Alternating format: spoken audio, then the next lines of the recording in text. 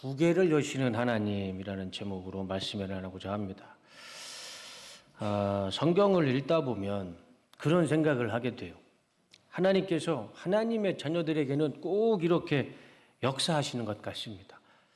저만의 생각일 수도 있는데 하나님께서 우리의 인생의 길을 딱 하나 막으시면 거기서 멈추는 것이 아니고 하나님은 더 복된 축복의 길 두 개, 세 개를 더 열어주시는 것 같습니다. 내 인생의 길이 지금 막혔다고 거기가 끝이 아닌 거죠. 하나님은 하나님께서 막으시는 그 이면에 그 다음 스텝에는 더 많은 축복의 문을 주님께서 계획해 놓고 계시고 열어주시고 있으시다는 것이죠. 하나님께서 나를 위해 길을 막으실 때는 하나님은 더 복된 길 두 개, 세 개를 더 준비해 주시는 하나님의 은혜를 우리는 믿으며 살아야 할 줄로 믿습니다. 오늘 본문에 나오는 룻의 인생이 그랬어요. 하나님께서 룻의 인생을 다 막으셨습니다. 시아버지도 죽었고 남편도 죽었고 부모님이 있는 모압을 떠나서 아무도 모르는 베들레헴에서 정착을 하게 되죠. 시아버지도 없고 남편도 없고 가진 재산도 없어요. 베들레헴에서 먹고는 살아야겠는데 할 수 있는 거라고는 남의 집 추수하는 밭에 가서 이삭을 줍는 것. 그게 지금 룻의 최선이었습니다. 사방이 다 막혔어요. 자식이 있는 것도 아니고 딱 하나 나이가 드신 시어머니 나오미만 있었죠. 그 나오미도 시어머니도 본인이 이제 부양을 해야 할 처지였습니다. 그러니까 룻의 인생을 보면 지금 사방이 다 막혔어요. 미래가 보이지가 않죠. 소망이 없는 상황이죠. 그럼에도 룻은 그런 소망이 없는 상황에 포기하지 않았습니다. 절망하지도 않았어요. 누구를 원망하지도 않았습니다. 시어머니를 따라와서 이렇게 어려운 생활을 하는 것 자체, 거기에 대한 원망 자체가 없었어요. 묵묵히 자기가 해야 할 일을 했습니다. 시어머니를 모시기 위해 아침 일찍 나가서 추수하는 밭에 서 있었습니다. 성경을 보니까 막 가서 막 줍지도 못해요. 그 추수하는 사람들이, 일꾼들이 허락을 했을 때 이삭을 줄 수도 있는 거였어요. 어쩌면은 하루 종일 굶을 수도 있는 상황이었습니다.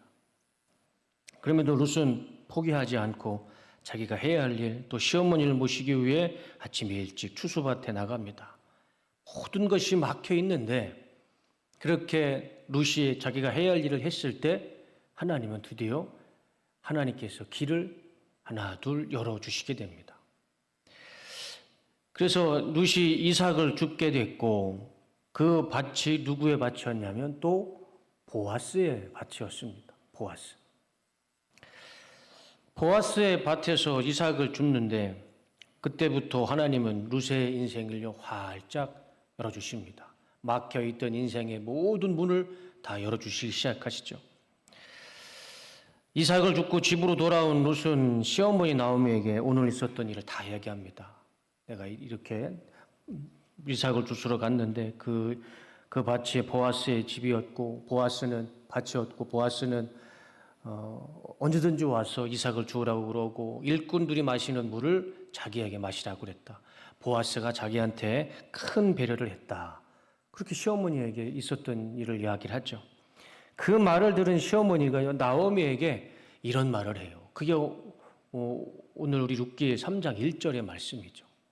룻의 시어머니 나오미가 그에게 이르되 내 딸아 내가 너를 위하여 안식할 곳을 구하여 너를 복되게 하여야 하지 않겠느냐. 이게 무슨 말씀일까요? 무슨 의미일까요?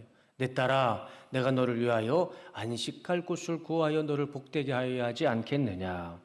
시어머니가 봤을 때 이 젊은 며느리가 얼마나 딱해 보였을까요? 그래서 하는 이야기가 이거죠. 너를 위하여 안식할 곳을 구하여 너를 복되게 하야겠다. 안식할 곳이 무엇이죠? 남편을 내가 구해봐야겠다. 그 말씀인 거죠. 지금 룻은 정말 아무것도 없었습니다. 남편도 자녀도 자식도 심지어 부모님도 모압 땅에 있어서 아무것도 없었어요. 베들레헴에서 유대인과 함께 살아야 하는 룻의 미래는 밝지는 않았죠. 그때 시어머니가 룻의 며느리를 딸처럼 생각하면서 내가 너를 위에 안식할 곳을 구하여 너를 복되게 하겠다. 너에게 남편을 구해줘야 되겠다. 그 말씀인 거죠.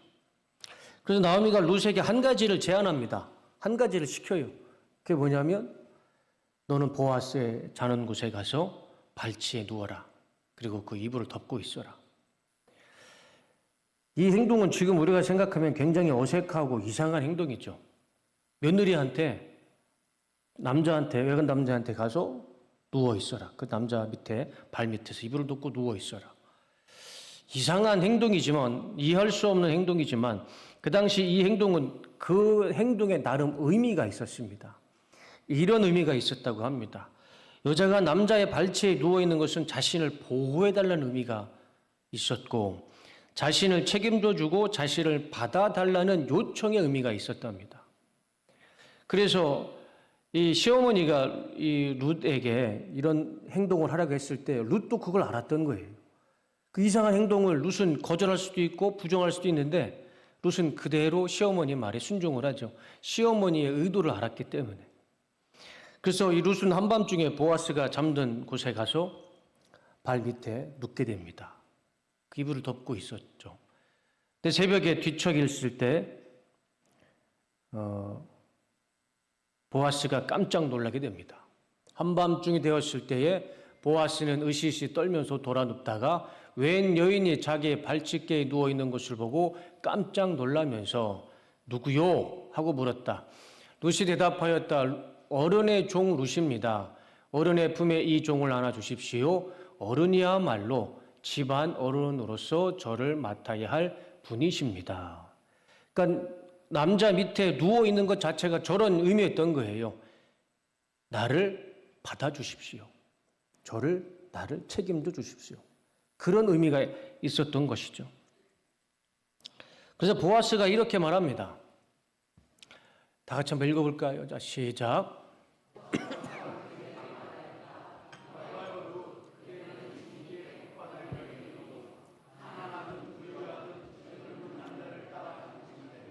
그렇게 하지 않으니 지금 그대가 보여준 갸륵한 마음씨는 이제까지 보여준 것보다 더욱더 값진 것이요. 이제부터는 걱정하지 마시고 룻 그대가 바라는 것이라면 무엇이든지 다 들어주겠소.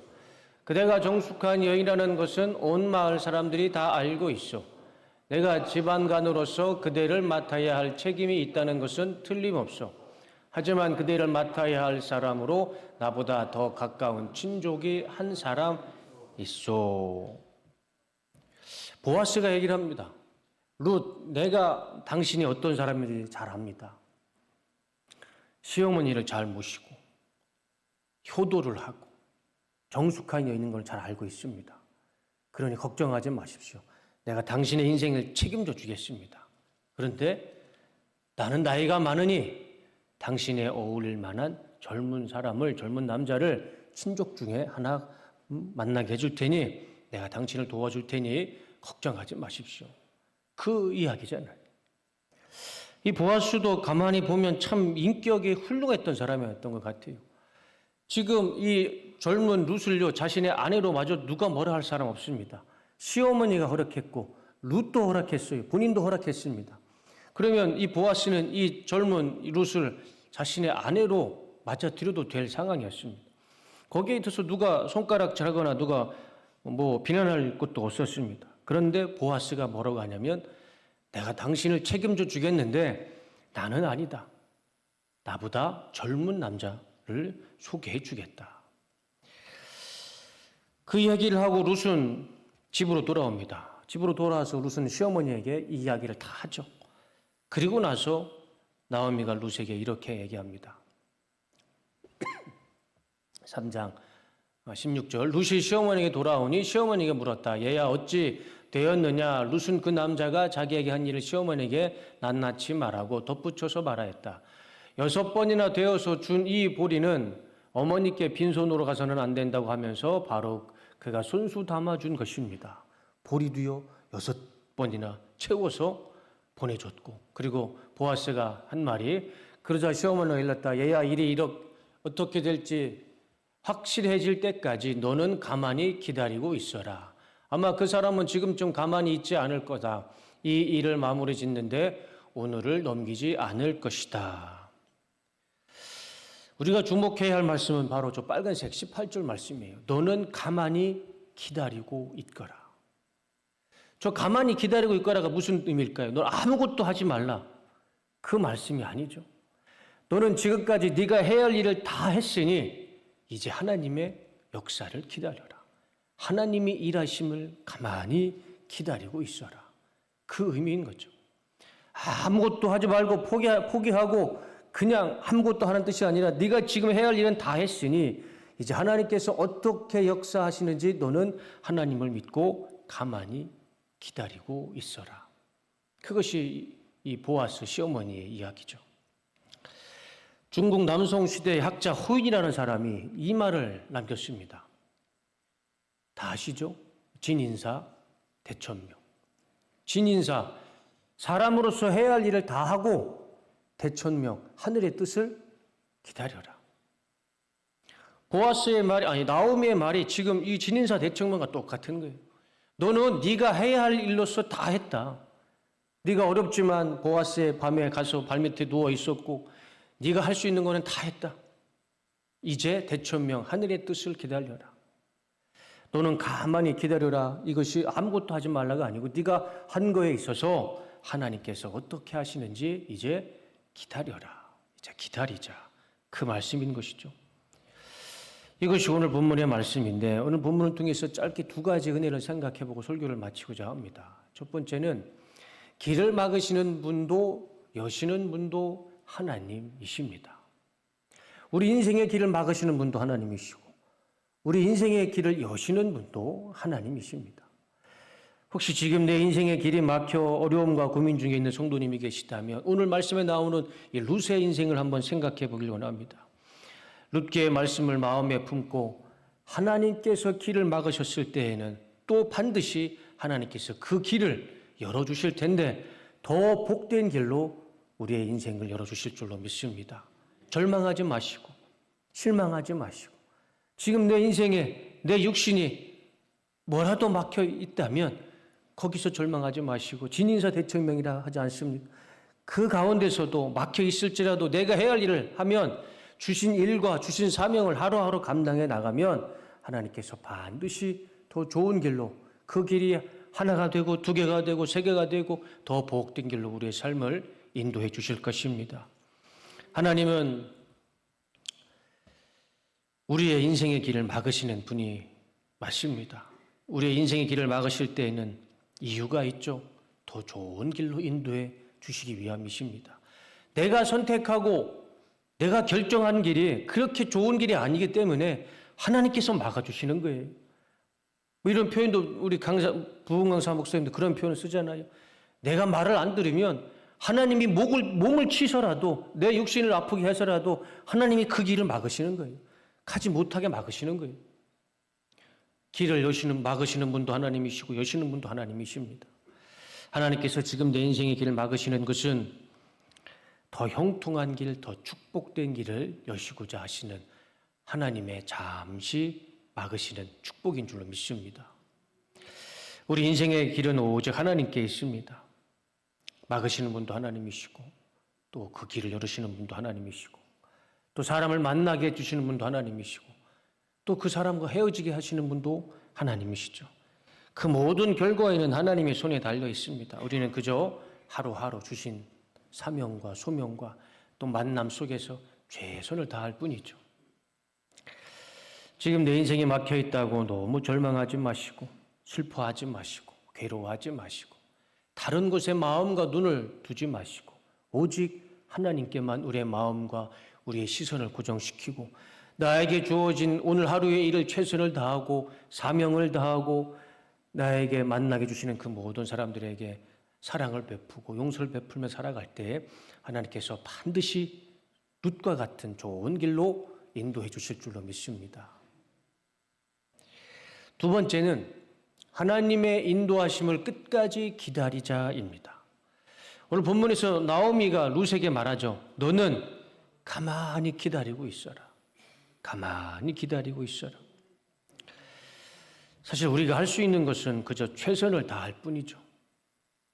하나님께서 주신 일과 사명과 또 만나게 주시는 사람들을 대상으로 최선을 다할 뿐입니다. 그거 이상은 우리가 할 수가 없어요. 결과는 하나님이 만들어 주시죠. 우리는 최선을 다하며 그 결과를 하나님께 맡겨드릴 뿐입니다. 나오미의 말이 곧 지금 우리에게 주시는 하나님의 말씀이라 믿습니다. 너는 가만히 기다리고 있거라. 너는 가만히 아무것도 하지 마는 것이 아니고 네가 해야 할 일은 최선을 다하고 가만히 기다리고 있거라. 그러면 하나님께서 진인사 대천명이라는 말처럼 최선을 다하고 하나님의 말씀에 순종하며 살아가는 사람에게 룻과 같이 형통한 길을 하나, 둘, 셋 열어주실 줄로 믿습니다. 그것이 가장 최선의 길이고 최고의 축복이라 믿습니다. 하나님을 믿고 참고 기다리며 살아가면 반드시 룻과 같은 길이 우리 성도님들 삶 가운데 반드시 열릴 줄로 믿습니다. 내 인생의 길이 막혀 있을 때는 하나님만 바라보길 원합니다. 왜냐하면 내 인생의 길을 막으시는 분도 하나님이시고 내 인생의 길을 열어주시는 분도 하나님이시기 때문에 오직 내가 아프고 슬프고 괴롭고 막혀 있을지라도 반대로 기쁘고 행복하고 만족스럽다 할지라도 우리가 바라봐야 할 것은 오직 한 분, 하나님밖에 없음을 믿습니다. 그리고 내가 최선을 다하면 그때부터 하나님의 인도하심을 기다려야 됩니다.